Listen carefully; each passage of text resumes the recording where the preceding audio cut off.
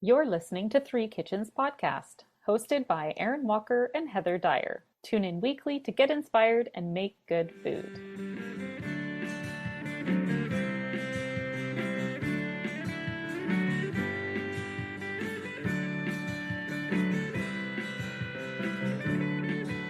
Welcome to Three Kitchens Podcast. Here we are back again. Just us today. Hi, Aaron. Yes. Hello, Heather. Hello. So I'm going to get into mushrooms a little bit today. How much do you know about mushrooms? Not a lot, and I'm learning a whole bunch. So anything that I do know or think I know, I can't quite remember yet. But I've been watching all these Netflix series. I find mushroom and fungus stuff very interesting right now. Yeah, me too. Yeah. There's also a very big discussion around psychedelics in terms of mental health treatment too, and sort of the history around that. And I'm also extremely fascinated by that. But I have a feeling we're not talking psychedelic mushrooms today. I hope not. Okay. No psychedelics today. And any information I do share about mushrooms, listen, I don't know really anything. I, like you, am interested, but I'm not at a point where I have learned enough that I'm any kind of authority. However, I do think it would be really cool to get somebody on as a guest who is a mushroom expert. Yeah. Wouldn't that be fun? So speaking of things that are related, my sourdough starter, Joe, passed away. Oh no. Joe is It's like a death in the family. There was a death in the family. Joe has retired. So I'm trying it again. Oh, you're starting from scratch. So I'm starting from scratch. I already had to redo it once because I forgot about it. Listener, go back. We have an episode with Larry Harris, who taught us all about making sourdough from scratch. Yeah. And there's lots of good information there. Yeah. So I'm seeing if I can do it the second time around or if it was just like beginner's luck. So wish me the sourdough I luck. think you can do it. Are you kidding me? And some of those loaves of bread that you made where you put designs into them and everything. Once you got the starter going, then you could just cook with it. And I don't know, Joe was a good guy. He was a good little weird, he was fondly remembered. Blob. Oh, Joe. But back to fungus. Yeah, the purpose of what we're doing here today, you don't have to grow anything. You just have to go and buy mushrooms. But I did do a little bit of looking into mushrooms because of our shared interest, and perhaps our listeners also have a bit of an interest in mushrooms. And I learned some things.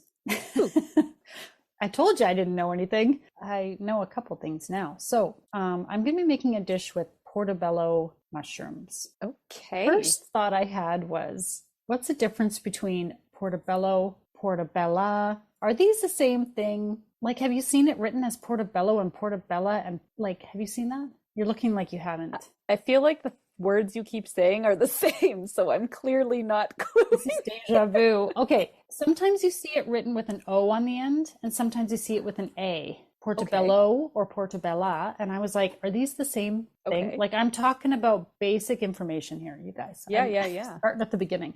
And I learned that apparently in the 1980s, there was a marketing campaign to try to promote people. They wanted people to just buy more mushrooms. And so the name was kind of invented as a way to make it sound good, or I don't know, they needed a name for these things. Maybe they didn't have a specific name before. Some marketing arm of mushroom growers decided to give them a name, and so they named them that, but it's gotten a little confusing because different areas or different growers use different, either called it portabella or portobello. So anyway, if you see that too and you're like, what the heck is going on here? Just blame the marketing folks back in the 80s. They were probably all snorting cocaine, so let's be honest.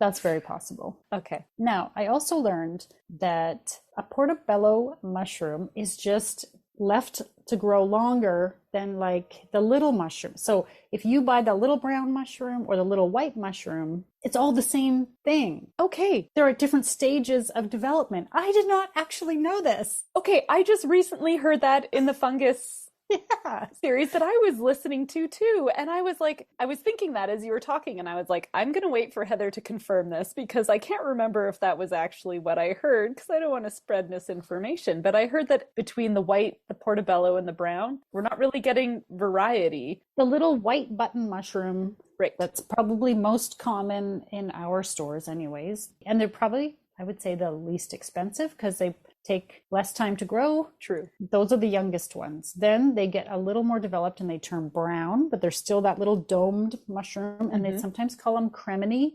Yeah. That is the next stage of development. And then as they get bigger, and they're those really nice big ones with a flat cap. Yeah. And if you turn it over, you see the gills underneath. That is more mature. And we call them portobello. This is just like the peppers. Remember way back when we realized that green peppers, red peppers, and yellow peppers are all the same pepper? Yeah, they've just grown at different rates or And what else was it? and It was like another pepper was like a jalapeno. turns red and becomes something else. Chipotle? Yeah. A chipotle pepper is just a smoked dried jalapeno pepper. There you go. Look at that. Well, the takeaway is you can harvest something at a different stage and have a slightly different product. So the flavor is also going to vary depending on when you've harvested it. So the little white mushrooms are milder. They're almost flavorless, I would say. They have very little flavor. They're the flavor sponges is what I like to call them because they just soak up the flavor of whatever you put them with. And if you're in my house, it's butter and onions and garlic. So and white wine. Yeah. And they have more moisture in them. And as they grow, they have a little more flavor, a little less moisture. So by the time you get to a portobello size mushroom, it's quite dense, less spongy, but it has more flavor. Cool. Look at what we're learning, Erin. We're learning some things. I still want someone to come on and teach us the real facts about mushrooms. So threekitchenspodcast@gmail.com. Email us if you're a mushroom expert. If this is making your head explode, please contact us. Yeah, if you're like, oh my God, these women know nothing. Stop reading the internet. The fact that we're calling it the internet should be the first warning. Okay, so what I've decided to do is make a portobello mushroom steak. That's in quotes. Oh, yes. I don't know why it needs to be in quotes, but it always is when you see it. Because they're big and kind of hearty and dense, they hold up well to turning them into a main dish and a replacement for a animal-based protein. Right. Are mushrooms high in protein? So from what I can find out, mushrooms are not a source of protein. I don't believe they're a source of protein. They're B vitamins, phosphorus, selenium, copper, potassium, vitamin D, depending on the amount of sunlight they get while they're growing in a commercial operation, like a farm. You might get more vitamin D into them. Okay. They're not growing under a log somewhere in the out in nature. Okay. They can be anti-inflammatory, antioxidant, anti-cancer properties. They're good for you, but I don't believe that they are really a source of protein. Okay. However, when you call it a steak and you cook it that way, you're sort of replacing that. So interesting. It's not a protein, but we're preparing it as though it were the protein of your meal. So this recipe is vegan and dairy-free. Ooh. You're tired of your heavy meat. So we know we're going to be eating a lot of proteins most likely in the next couple of weeks. That's right. Okay, so I'm going to make an ottolenghi recipe that is mushroom steaks with butter bean mash, which just looks delicious. And you know how I love my beans. Yeah, who doesn't love some beans? And they're so easy because you can buy them in a can. Yeah. And have them in your pantry and ready to go when you want to make it. Brilliant. Okay, so your mushrooms are going to have garlic, onion, chipotle, pepper, chili, cumin, coriander, tomato paste, sea salt. And we're going to put all of that in like a Dutch oven that has a lid. I'm going to put the mushrooms in, dome up, put parchment paper over it, push it down to cover all the ingredients, cover with the lid, and then they're going to go in the oven. This surprised me because I thought they'd just kind of go straight into a skillet or on a grill. No. Okay. So they're going to cook in the oven, and then we're going to take out the mushrooms, and we're going to use all that yummy peppery stuff that we had in there. We're going to whiz it up and use it as like a sauce at the end. I'll get into more of the detail in the second half after I've made it, but that's basically how these are going to be made. You don't even need to have your grill. You don't have to mess around. You just put them in the pan with all the yummy flavors, put them in the oven. It looks delicious anyways. I've never made it, but we're doing a little experiment here. I wouldn't expect anything less. Experimenter hat on. Taste tester? Ready. We are ready.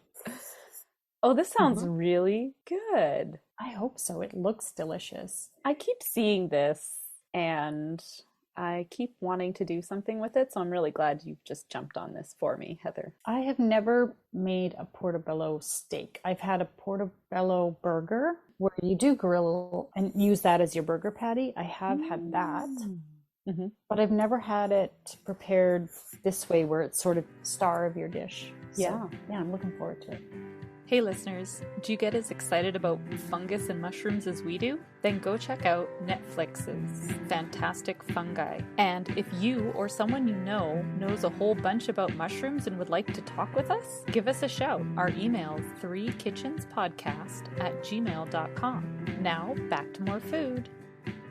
Tell me about this fancy mushroom. Okay. Because I would call it a fancy mushroom. Is it a fancy mushroom? Okay. So I like this method because it's quite easy. Like it's kind of like a set it and forget it. Like you're putting it in your oven and walking away, and you really can't go wrong.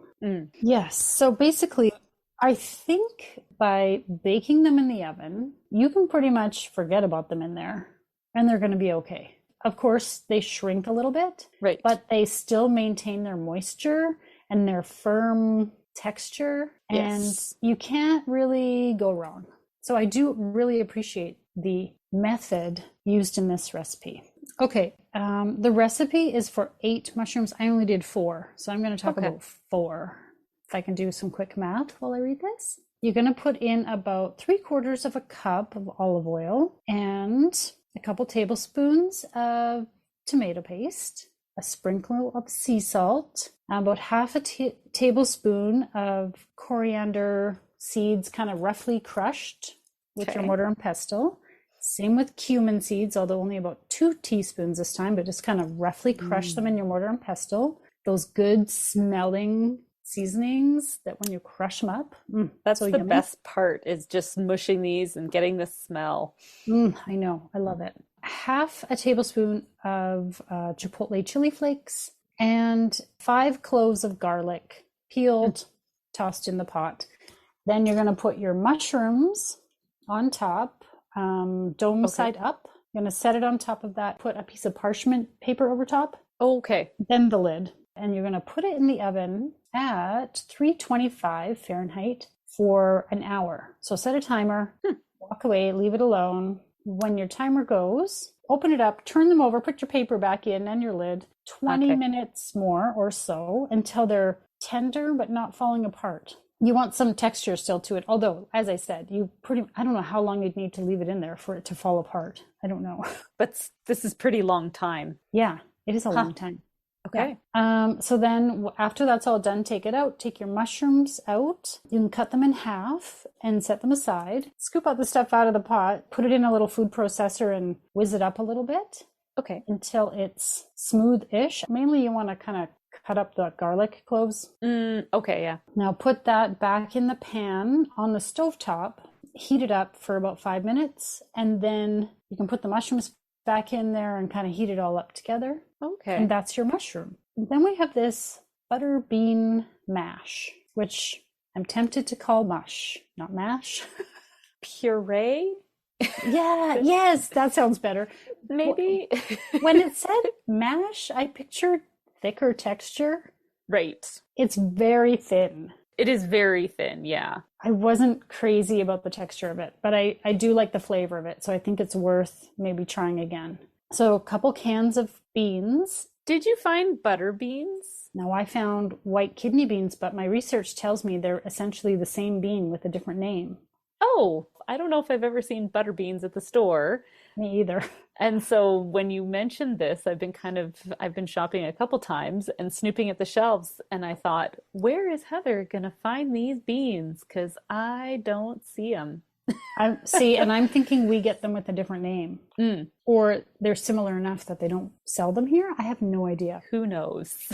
I did research it because I couldn't find them either. Right. And apparently a white kidney bean is a substitute. And there's a couple other named cannellini. Oh. Is that another one? It's very similar as well, if not the same. Yeah, so I think it's a white bean. Pick your favorite white bean is what you're Yes. telling us. I think that sounds good. Yes. And I bought them in a can because that's what I could find. So drain them, put them in your blender along with lemon juice, olive oil, salt, and a little bit of water. You don't need the water, in my opinion, hindsight. You're kind of making it almost the same way you'd make a hummus with a chickpea. Oh, yeah. So it's I'd kind agree. of similar. Yeah. It says blitz until completely smooth, which I believe I did. Transfer to a medium saucepan, cook on medium heat for about 5 minutes. You just want to warm it through. Mm-hmm. And then you can serve your mushrooms on your bean puree. Mm-hmm. So it's very simple. Takes a little bit of time because the mushroom's in the oven for so long, but really your amount of work in the kitchen is very minimal.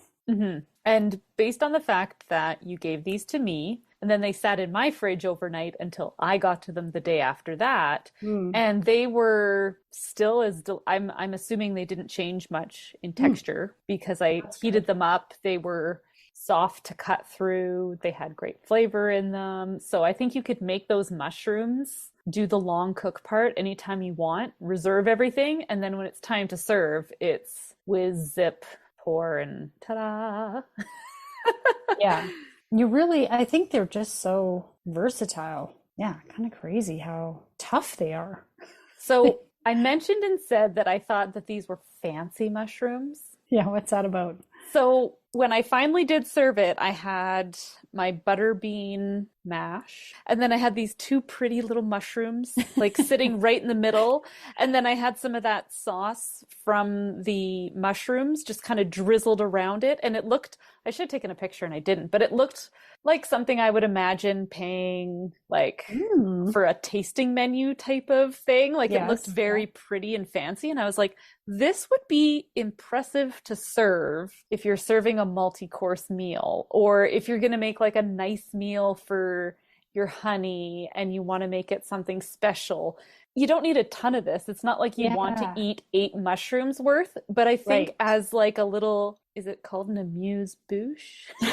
I totally thought the same thing. That's what I was thinking it should go for. It's like a first course. Yeah, like it's like a fancy first course, because I wouldn't want to eat a steak's worth of this.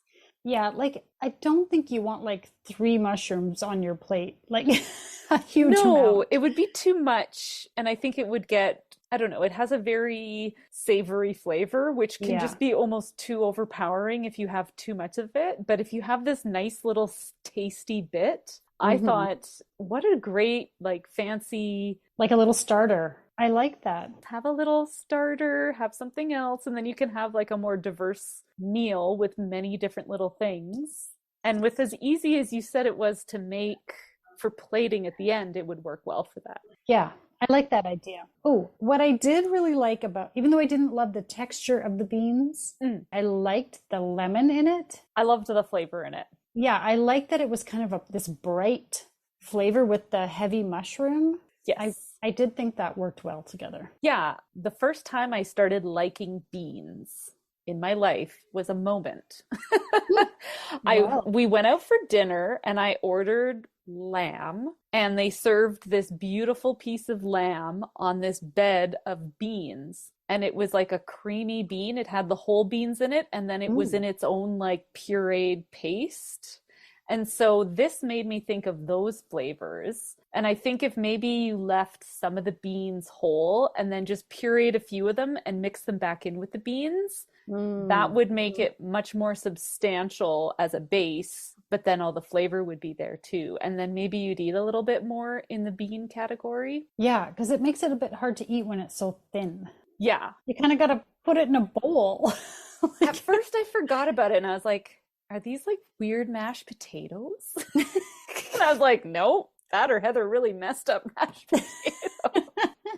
But I liked all the flavors. Mm-hmm. I thought that was really, really tasty. So you played around a bit with the mushrooms. So because I quite liked the method, I made mushrooms again yesterday. Okay. And I did a bit more like a braise, like what we would traditionally do with a piece of meat. Okay. So essentially the same method, but I chopped up a bunch of tomatoes that I had that were starting to wrinkle a little bit, and some onion and beef broth and garlic. And then I put my mushrooms into it. Oh, and some basil. And then I put the parchment paper in the lid and I did the whole thing again, 1 hour, and then flip 20 more minutes. And then I like to slice those mushrooms up, mixed it back in with the braising liquid and veggies. And then we tossed it with spaghetti and had it for lunch like that. And it was really, I just ate it again for lunch today. I just reheated. It was really good that way too. I think whatever you're braising it in or cooking it in, baking it in is good. That mushroom is going to absorb flavors, and that's what makes it yummy. I did wish I'd had some wine. For some reason, I was out of the cooking sherry that I usually have in my pantry, and I was like, darn it. Sacre bleu. I would have tossed that in there, or a red wine with the beef broth. That would have been really good with the mushroom. Delicious. So I think, if nothing else, this method is very good for cooking those big portobello mushrooms. Right. Even small mushrooms, I imagine you could just pop a bunch of those in and bake them maybe less time. Yeah. Well, I liked it. Maybe not a full meal, but an amuse-bouche. I agree. This is where we've ended up now. We're now willingly saying French words. I'm going to buy some portobello mushrooms. Now that I know the method, I saw them at the store, and as much as I like them, I was like, oh, I don't know if I want to buy these, because what if this is like some sort of cruel torture that I have to go through? But it sounds so really easy, and I think it'll be something different to pop up on that plate. And let's try and do some more meatless Mondays. Not everybody in my family likes it, but no, same here. It's hard. It's not an easy sell. No, but it's a lot cheaper to buy 4 portobello mushrooms than it is to buy 4 steaks. I'm guessing. Yeah. So it's a good alternative, I think. Well, thanks for bringing the fungus. Among us. Thanks, Heather. My pleasure. And if anyone made it this far, thank you. Thank you for listening. Go give us 5 stars just for that last little, please. Little teamwork there. And now for the fine print. Join us over on the socials, Facebook, Instagram, and YouTube, and on our website at threekitchenspodcast.com. Remember, when you like, follow, subscribe, and leave a review, it helps more people find us. Thank you so much for listening. Okay, is it fungi or fungi or fungi? You're asking Uranus over here, so. Uranus.